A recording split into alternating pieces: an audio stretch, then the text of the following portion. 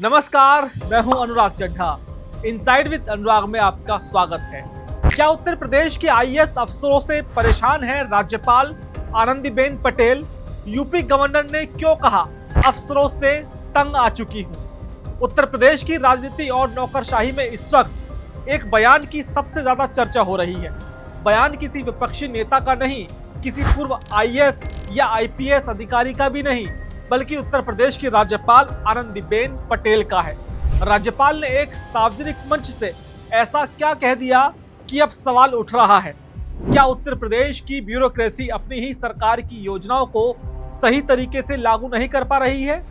और क्या यही वजह है कि खुद राज्यपाल को सार्वजनिक रूप से अपनी नाराजगी जाहिर करनी पड़ी? पूरा मामला कानपुर से शुरू होता है। हाल ही में कानपुर में आयोजित एक विश्वविद्यालय के दीक्षांत समारोह में उत्तर प्रदेश की राज्यपाल आनंदीबेन पटेल मुख्य अतिथि थी। अपने संबोधन के दौरान वह छात्राओं के लिए उत्तर प्रदेश सरकार की रानी लक्ष्मीबाई स्कूटी योजना का जिक्र कर रही थी। यह योजना मेधावी छात्राओं को स्कूटी उपलब्ध कराने के उद्देश्य से शुरू की गई है, ताकि उच्च शिक्षा हासिल करने वाली बेटियों को आने जाने में सुविधा मिल सके। लेकिन इसी योजना का उदाहरण देते हुए राज्यपाल ने नौकरशाही के कामकाज पर बेहद सख्त टिप्पणी कर दी। उन्होंने कहा कि सरकार योजनाएं घोषित कर देती है, मुख्यमंत्री बजट भी उपलब्ध करा देते हैं, लेकिन उसके बाद अधिकारियों की जिम्मेदारी होती है कि वे ऐसे नियम बनाए जिनसे योजना वास्तव में जमीन पर लागू हो सके। राज्यपाल ने सवाल उठाया कि अगर किसी योजना में ऐसी शर्त लगा दी जाए कि बहुत कम लोग ही उसके पात्र बने, तो फिर इस योजना का उद्देश्य ही क्या रह जाएगा? उन्होंने उदाहरण देते हुए कहा कि यदि 90% अंक जैसी शर्तें रख दी जाएं, तो आखिर कितनी छात्राओं को इसका लाभ मिलेगा? योजनाएं कागजों पर अच्छी दिखने के लिए नहीं बनती, उनका उद्देश्य जरूरतमंद लोगों तक पहुंचना होता है। यहीं पर राज्यपाल ने वह टिप्पणी की जिसने पूरे उत्तर प्रदेश में चर्चा छेड़ दी। उन्होंने साफ कहा कि कई बार उन्हें लगता है कि ब्यूरोक्रेसी व्यवहारिक तरीके से काम नहीं कर रही है। उन्होंने अपनी नाराजगी जताते हुए कहा कि वे इस तरह की कार्यशैली से परेशान हैं और नीति निर्माण में व्यवहारिक सोच बेहद जरूरी है। ध्यान देने वाली बात यह है कि यह कोई बंद कमरे की समीक्षा नहीं थी। यह टिप्पणी एक सार्वजनिक मंच से की गई, और जब किसी राज्य का संवैधानिक प्रमुख सार्वजनिक रूप से नौकरशाही के कामकाज पर सवाल उठाता है, तो उसका राजनीतिक और प्रशासनिक महत्व अपने आप बढ़ जाता है। यहीं से शुरू होता है पूरा विवाद। लेकिन कहानी यहीं खत्म नहीं होती। राज्यपाल के इस बयान के कुछ ही समय बाद योगी आदित्यनाथ सरकार के एक मंत्री खुलकर उनके समर्थन में सामने आ गए।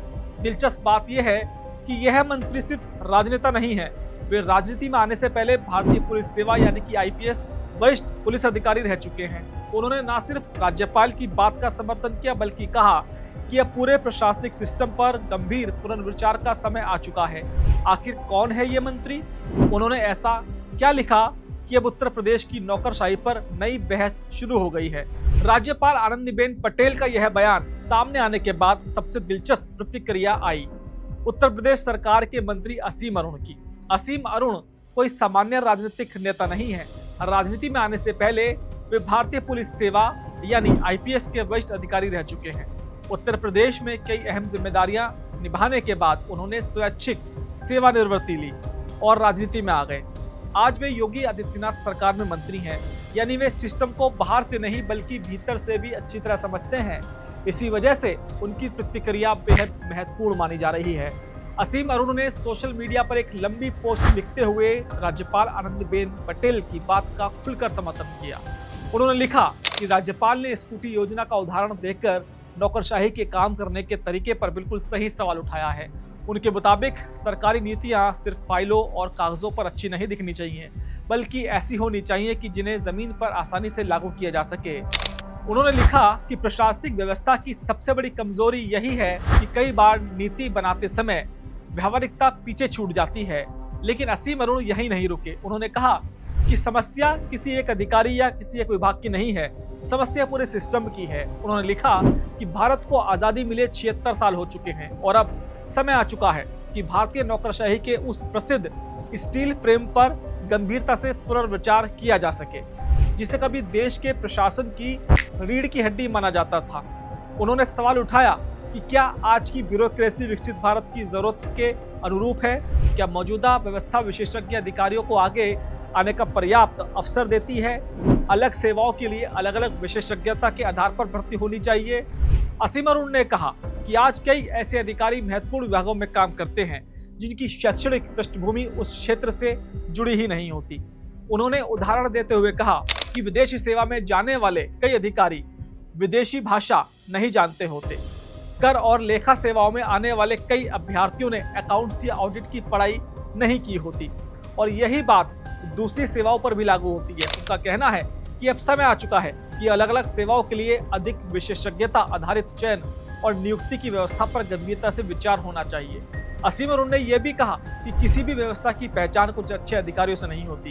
एक अच्छी व्यवस्था वो होती है जिसमें सिस्टम इतना मजबूत हो कि परिणाम किसी एक व्यक्ति पर निर्भर ना रहे। उन्होंने चुनाव आयोग और आपदा प्रबंधन व्यवस्था का उदाहरण देते हुए कहा कि इन क्षेत्रों में मजबूत संस्थागत ढांचा विकसित किया गया है, लेकिन जमीन की खरीद बिक्री, नगर प्रशासन, ट्रैफिक प्रबंधन और स्थानीय निकायों जैसे क्षेत्रों में अभी भी सिस्टम को मजबूत बनाने की जरूरत है। यानी राज्यपाल आनंदीबेन पटेल ने एक योजना का उदाहरण देकर जो सवाल उठाया था, असीम अरुण ने उसे सिर्फ एक योजना तक सीमित नहीं रखा। उन्होंने उससे उत्तर प्रदेश ही नहीं बल्कि पूरे प्रशासनिक ढांचे में सुधार की बहस से जोड़ दिया। अब यहाँ एक और बात समझना भी जरूरी है। राज्यपाल आनंदीबेन पटेल का यह बयान अचानक आया कोई बयान नहीं माना जा रहा है। इससे पहले वे कई मौकों पर उत्तर प्रदेश की नौकरशाही के कामकाज को लेकर अपनी चिंता सार्वजनिक रूप से जता चुकी हैं। साल 2021 में एक इंटरव्यू के दौरान उन्होंने कहा था कि उत्तर प्रदेश के अधिकारियों को और अधिक सक्रिय होने की जरूरत है। उन्होंने यहां तक कहा था कि फाइलें अनावश्यक रूप से लंबित नहीं होनी चाहिए और सरकारी कामकाज में गति आनी चाहिए। उस समय भी उनके बयान ने काफी चर्चा बटोरी थी। यानी नौकरशाही के कामकाज को लेकर उनकी चिंता कोई नई नहीं है। हालांकि इस बार फर्क यह है कि उन्होंने एक सरकारी योजना का उदाहरण देते हुए सार्वजनिक मंच से सीधे ये सवाल उठाया कि अगर नीति बनाते वक्त जमीनी हकीकत का ध्यान नहीं रखा जाएगा तो सरकार की मंशा भी पूरी नहीं हो पाएगी। दरअसल उत्तर प्रदेश जैसा विशाल राज्य प्रशासनिक दृष्टि से बेहद चुनौतीपूर्ण माना जाता है। 75 जिले, हजारों ग्राम पंचायतें, करोड़ों की आबादी और सैकड़ों सरकारी योजनाएं। ऐसे राज्य में किसी भी योजना की सफलता सिर्फ उसकी घोषणा पर निर्भर नहीं करती। असल परीक्षा तब होती है जब वही योजना जमीन पर लागू होती है। यही नौकरशाही की भूमिका सबसे महत्वपूर्ण हो जाती है। सरकार नीति बनाती है, बजट देती है, लेकिन उस नीति को अंतिम व्यक्ति तक पहुंचाने की जिम्मेदारी प्रशासनिक मशीनरी की होती है। यही वजह है कि समय समय पर उत्तर प्रदेश में नौकरशाही को लेकर सवाल उठते रहे हैं। कहीं योजनाओं के क्रियान्वयन को लेकर, कहीं फाइलों में देरी को लेकर, तो कहीं जनता की शिकायतों के निस्तारण को लेकर। लेकिन इस बार मामला इसलिए अलग है क्योंकि सवाल किसी विपक्षी नेता ने नहीं उठाया। सवाल राज्य के संवैधानिक प्रमुख यानी कि राज्यपाल ने उठाया है और उसके बाद योगी सरकार के एक मंत्री तथा पूर्व IPS अधिकारी असीम अरुण ने भी खुलकर उनका समर्थन किया है। यही वजह है कि आने वाले दिनों में यह मुद्दा राजनीतिक रंग भी ले सकता है। उत्तर प्रदेश विधानसभा चुनाव में अभी कुछ ही महीने बाकी हैं। ऐसे में यह देखना दिलचस्प होगा कि क्या समाजवादी पार्टी, अखिलेश यादव और अन्य विपक्षी दल राज्यपाल और मंत्री असीम अरुण के इन बयानों का हवाला देते हुए सरकार को घेरने की कोशिश करेंगे। विपक्ष ये सवाल उठा सकता है कि अगर खुद राज्यपाल और सरकार के एक मंत्री नौकरशाही की कार्यशैली पर सार्वजनिक रूप से सवाल उठा रहे हैं तो क्या सरकारी योजनाओं के क्रियान्वयन में वास्तव में कोई गंभीर समस्या है। दूसरी ओर सरकार का पक्ष ये हो सकता है कि राज्यपाल की टिप्पणी का उद्देश्य व्यवस्था में सुधार की आवश्यकता पर पूरा जोर देना था, न कि पूरी नौकरशाही या सरकार की कार्यप्रणाली पर सवाल खड़ा करना। यानी आने वाले दिनों में यह बहस सिर्फ एक स्कूटी योजना तक सीमित नहीं रह सकती। यह प्रशासनिक जवाबदेही, नीति निर्माण और उत्तर प्रदेश की नौकरशाही के कामकाज को लेकर एक बड़ा राजनीतिक मुद्दा भी बन सकती है। फिलहाल इतना तय है कि राज्यपाल आनंदीबेन पटेल के एक बयान ने उत्तर प्रदेश की राजनीति और नौकरशाही दोनों में एक नई बहस को जन्म दे दिया है। अब इस बहस का राजनीतिक असर कितना होता है, इस पर आने वाले दिनों में सबकी नजर रहेगी।